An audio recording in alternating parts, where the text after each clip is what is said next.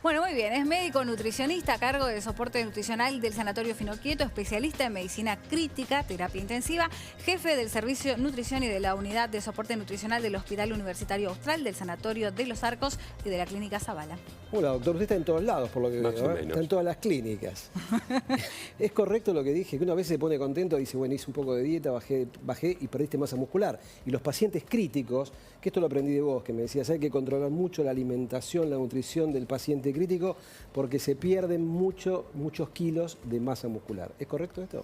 Definitivamente correcto. Sobre todo, bueno, vamos a empezar por el último escalón, pero ya que lo nombraste, de hecho hay un autor americano que es una luz para nosotros y una orientación, Paul Wischmeyer, que llegó a considerar y hacerse las preguntas si en terapia intensiva estamos generando sobrevivientes o víctimas. O sea, claramente en los últimos años se ha logrado una mejoría en la sobrevida del paciente crítico, que es notable, pero lo que se ha visto en los últimos años es que de manera paralela, como aumentó la sobrevida, aumentó la demanda y el requerimiento de esos pacientes vayan a unidades de rehabilitación. Y eso es secundario a la pérdida de masa muscular. Definitivamente secundario. Y ya de alguna manera se adelantaron al hablar de pérdida de masa muscular, porque eso es sarcopenia justamente. O sea, la sarcopenia, acostumbrados los médicos a definirlo con nomenclatura griega, sar viene de carne, penia es de pérdida de carne, pero no es solo pérdida de masa muscular, sino es pérdida de fuerza, así definimos sarcopenia, pérdida de fuerza, de masa. En tercer lugar, hasta el 2010 incluíamos el rendimiento y ahora el rendimiento es un parámetro de gravedad de esa pérdida de sarcopenia. Y como bien decías también, uno creía que la sarcopenia era un proceso, como estamos viendo ahí, inevitable en el envejecimiento, que era normal que la persona perdiese músculo, que era normal que la enfermedad se perdiese músculo, pero de hecho hoy la sarcopenia se convirtió no solo en un proceso anormal. ¿Por qué? Porque es prevenible y es tratable y es reversible. Sí. Sino que hoy la sarcopenia ha logrado, en este manual que todos los que hacemos medicina conocemos, que es el manual de clasificación de las enfermedades, hoy la sarcopenia tiene un nomenclador, tiene un código. Hoy la sarcopenia está considerada una enfermedad. Pero puede ser en cualquier edad, perdón, para aclarar eso, ¿o no? Definitivamente, mira.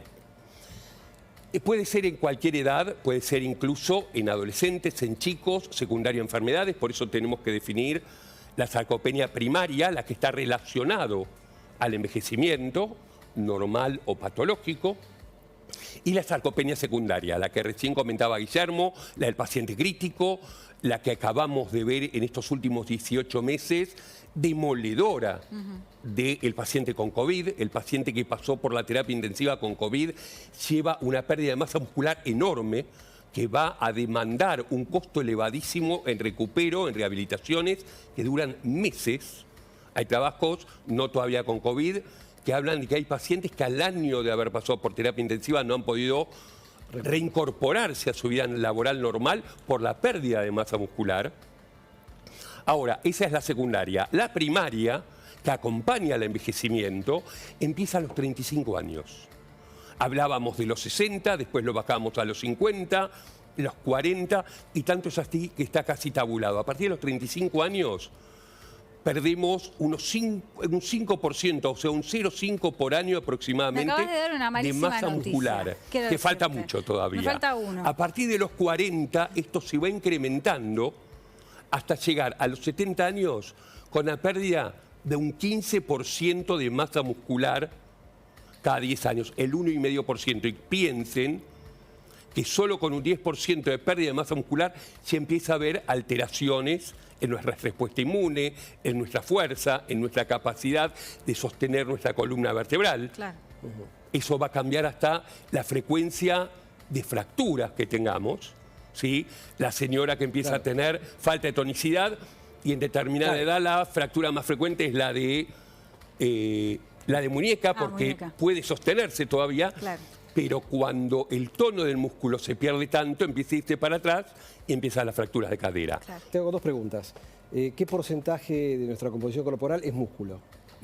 en un órgano normal. Es una persona promedio. Nosotros definimos en realidad como masa magra, o sea, Sí. incluye también todo lo que no es grasa. Bien. Ronda el 60%. 60%. Imaginemos en terapia intensiva un chico de 14 años, una persona de 50 años y una persona de 90 años.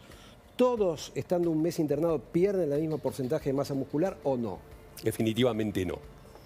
De la misma manera que si nos quedamos quietitos, ¿sí?, mirando un buen canal de televisión como C5N y nos quedamos quietitos en la cama, vamos a perder masa muscular por inmovilidad y porque el exceso de inmovilidad, no solo el sedentarismo, sino la inmovilidad, genera respuestas que nos inflaman.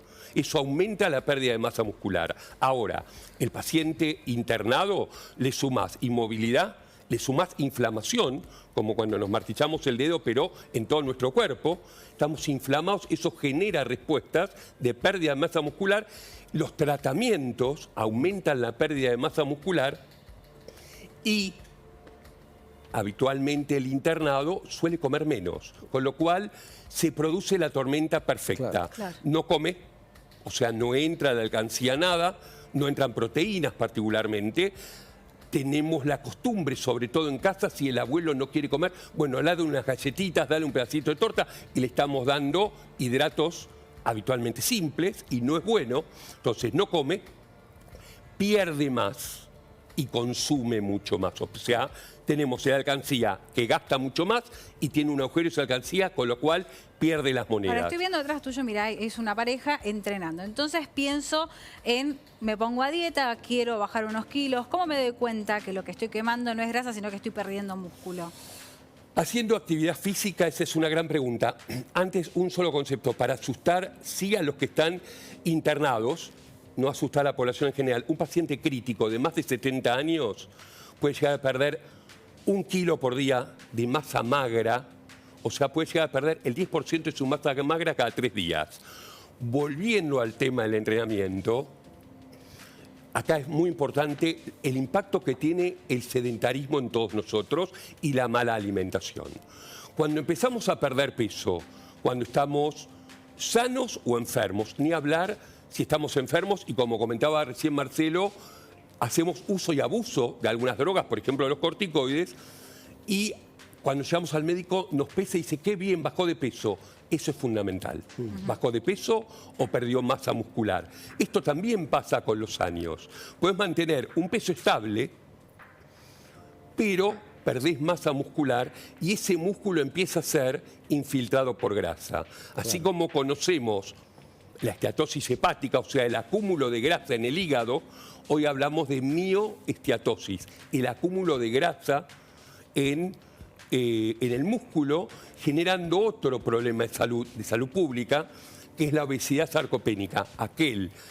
Aquella persona con obesidad o a veces incluso con peso cercano a lo normal, que tiene un gran componente graso, pudiéndolo definir como tal, como obesidad, por la cantidad de grasa que tiene, pero le está quedando muy poco músculo. Bien. Esa persona, entrenando, como vos recién decías, sí, difícilmente, salvo que sea un entrenamiento inadecuado, pero difícilmente la persona que se mueve, la persona que tiene una actividad saludable, una vida saludable en sus hábitos, en su higiene, en su actividad física y en su alimentación, difícilmente tenga una sarcopenia como aquella persona con una mala alimentación, con exceso de sedentarismo o con inmovilidad. Bien, interesantísimo. Te voy a invitar de vuelta porque me gusta saber cómo salimos de toda esta historia. Hay formas.